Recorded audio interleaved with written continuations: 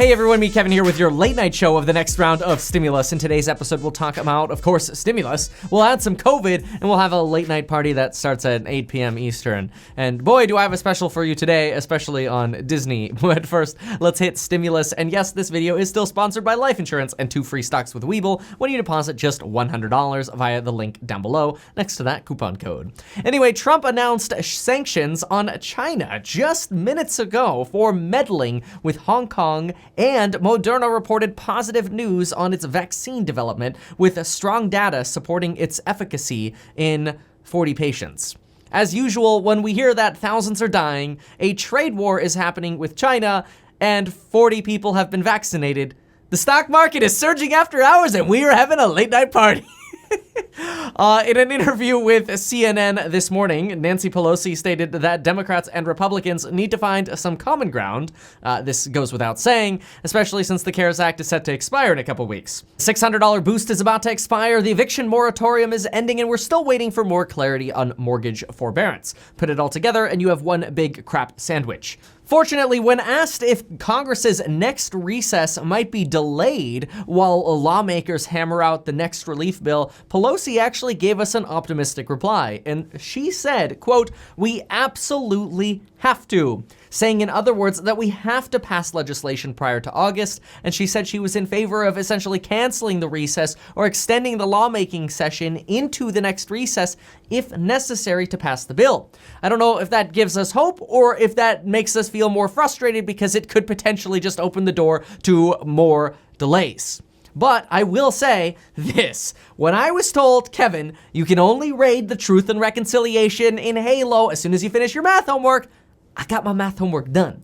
No one cancels recess on me. Even if that recess was talking to a purple hologram in January of 2002. Recess would not be canceled. I get my work done. In other news, ex-game show host Chuck Woolery, who was frequently criticized by many for apparently suggesting that he thought COVID was a lie, clarified today that he never claimed COVID wasn't real, he just didn't trust the information that we've been given about it. So maybe this is good news in a time when searches for, quote, plandemic are spiking over searches for, quote, flat earth on Google. Now, many of you have been commenting that despite the EIDL application portal closing down, you're still receiving your $1,000 deposits. Congratulations, I'm personally very happy for you, and I know that Lauren is too, and I have my fingers crossed for all those of you who have still yet to receive your $1,000. But I will say that nobody is happier than the banks. The banks will be making about $18 billion in revenue just because they're originating and have originated PPP loans. That is, the fees to set up these PPP loans, especially to large businesses taking these million-dollar bailouts, well, banks are taking sweet, sweet profits from those. And since they're government loans, the bank has zero risk. Additionally, the CDC is now suggesting that the current surge in coronavirus cases in the South may actually be caused by people who left northern states for vacations in the warm southern states. If after all, we started seeing these spikes around the middle of June, and that spike aligns with Memorial Day and Memorial Week vacationing, which is a couple of weeks just before all the spiking started happening. And this may be because when you look at southern states, first you look up north and you go, New York was closed down, Jersey was closed down, like everything's closed down. You look down south and everybody's having a party down there. No social distancing and no masks were required. It was basically a breeding ground for COVID. We see that now. Hindsight, of course. Also, as cases in Florida spike, the Republican National Convention and the delegates responsible for putting that together, the people responsible for putting that together, are now considering holding the convention outside between August 24th and August 27th. This is kind of like big malls now renting out their parking lots to drive-in movie theaters. But this, by the way, is also the same Florida that just made records. And Florida, by the way, is a state that I've lived in for 17 years, so I know Florida well, and it's a sunshine state, all right, and it is known for a few records. But the Republican National Convention is going to be held in the state of Florida, which just had over 15,300 new coronavirus cases, breaking the national record for the highest single day of infections any state has had since the pandemic so far. So now, Florida can proudly add this to their record of leading the nation in the number of deaths caused by alligators and manatees. On the bright side, though, Disney World is opening. That's right, Disney World is open despite the fact that Governor Ron DeSantis just extended Florida's state of emergency for another 60 days. This is seriously like McDonald's encouraging us to pop on by for a Happy Meal during the outbreak of mad cow disease. The idea sounds appealing, but you'll probably regret it afterwards. Now, despite the rising rate of COVID-19 infections, Governor DeSantis of Florida held a press conference to say, quote, "Disney, I have no doubt, is going to be a safe environment."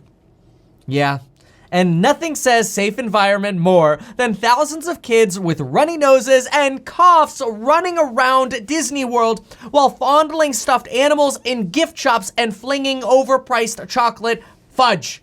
The idea that a theme park would open in the face of a raging pandemic has also sparked backlash across social media, which really piled up after Disney World posted a marketing video showing employees wearing masks and saying, "Welcome home." It kind of gives you the feels that you're starting to watch a good horror movie and you're scratching your head wondering, why is Jeepers Creepers playing? Jeepers Creepers! Well, it also makes you ask, why did Disneyland in Hong Kong close with just 52 local cases of COVID-19, but in Orlando, with hundreds more local cases of COVID-19, thousands of cases statewide per day, shattering records, we're opening up to Snow White and Goofy in masks.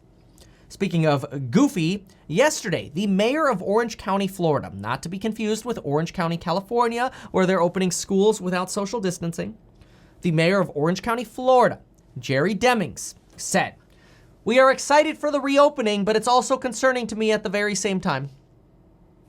This, to me, is the definition of speaking out of both sides of your mouth as a leader, to cover both possibilities, to say, well, we opened, but hey, I expressed my concerns, or if it goes well, hey, I'm glad I opened up.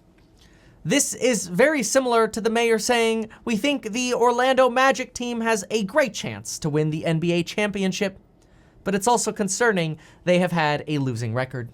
Or, I'm looking forward to celebrating my wedding anniversary with my wife, but I'm concerned we've been divorced since 2011.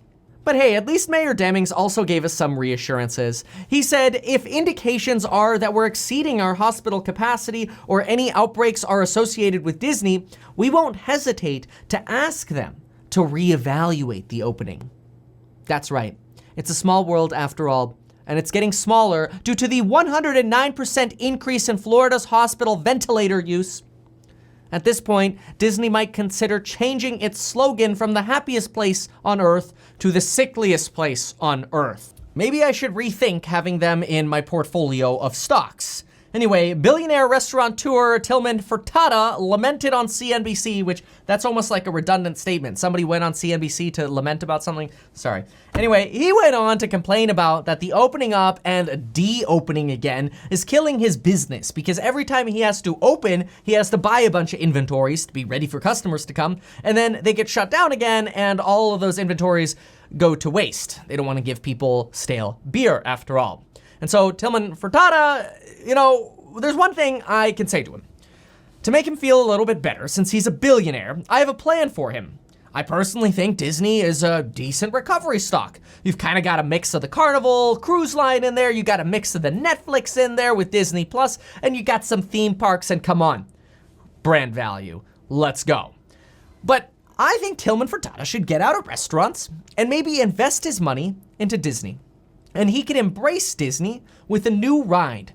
The new attraction could be called the ambulance ride. And there's also going to be a new roller coaster that he should put in. And that roller coaster is going to be called the V, except the V only goes down.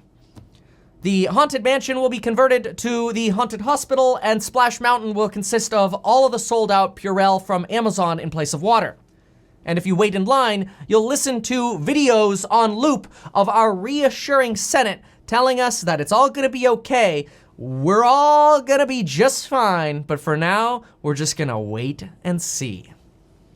Delta reported record losses yesterday and said that no recovery was in sight for the next 12 to 24 months, and also warned that price wars will keep the entire airline industry unprofitable. The president, and this was surprising, then said that he had a range of conversations with epidemiologists, and they all agree if we wore masks, we'd substantially mute the transmission of the virus. He said, in fact, I'm worried that since mid-June, the rebound we expected is stalling somewhat. If we all wore masks, he said, unemployment would be lower and GDP would go up. He reiterated that he likes to keep an eye on hospitalizations because he doesn't like to see hospitals overrun with patients, and encourages avoiding new gatherings or indoor gatherings, any kind of gatherings. He also said masks would dramatically reduce the probability of transmission, and that until we have a vaccine, we should follow these protocols to minimize the spread. He also said that some form of unemployment extension is going to be critical, and agrees that unemployment might have to be restructured, but we do need some sort of extension. Thank you. Oh, wait. It looks here like the script actually says I was supposed to lead this by saying, and now some quotes from Robert Kaplan, president of the Dallas Bank of the Federal Reserve. Right, that president. But hey, you know what? Instead of getting mad for that misordering, let's take it for what it's worth. The Federal Reserve is now giving us advice to, well, mask up. So you gotta pick your side. Are you for the horde or for the alliance? I don't know, you gotta pick. I'm still waiting for the alliance one to come in. I don't know what the delay was. I was trying to not pick sides, but I can't hold up the alliance one yet because it's not here yet. Instead, let's imagine going on a jungle cruise to Disney, which should also be updated to be called the Corona Cruise. It's a new definition of a booze cruise.